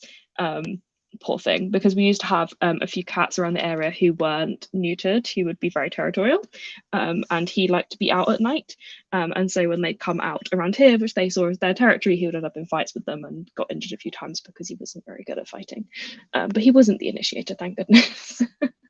Maggie, who is on my desk but you can't see her, is not a fighter and not really much of an outside cat. She kind of will go out for a little bit and then come back in. And she kind of only goes out for maybe a couple of hours at a time. If she's gone for more than a couple of hours, I get worried. So I feel very lucky that she's quite a homebody. Oh, she's getting mad at me for stroking her, so I'll stop. My laptop died, so I have to switch over to mobile. Oh dear. The notes are for a writing challenge that myself and a bunch of friends do. We all write a piece and then try to guess who wrote what. Nice. I remember you telling me about this. That sounds like such a fun idea. I posted my wrap up on Bookstagram and then listened to my audiobook whilst playing with my cat. Nice. That sounds lovely. I was saying the other day, I think it was at work when I was in the office the other day, at lunch, we were talking about our respective cats, and how Maggie doesn't really play. She likes a laser and she'll play laser for a couple of minutes and then she gets bored. But pretty much all other toys I've tried to engage her with, she's just not interested in. She used to like them as a kitten, but these days she's not a fan. And she actually gets scared of any toys that make a noise, like jingly bell toys. She's not a fan of. So yeah, I feel bad because sometimes I worry that she doesn't get enough stimulation, but I try. We also make notes of things we like about each piece. That's what I'm doing at the moment. That's really cute. That's like such a good little hype squad. I love that for you guys. So I think it is getting to almost 5 o'clock now. I don't think I've heard from Lianne saying she's going to join, and with Aoife having headed off, I think I might end the sprint here. I am planning on doing some more in the future. I really like doing these. Just trying to coordinate with people can be quite a challenge now that we're no longer locked down. But I hope you've all had a really nice time. And I will definitely be continuing reading this. So keep an eye out if you watch any of my videos. It will be in a wrap up in the future. But yeah, thank you so much for joining me. And I have had a really nice time hanging out with you guys. So I will see you all in a future video soon, I'm sure. Bye.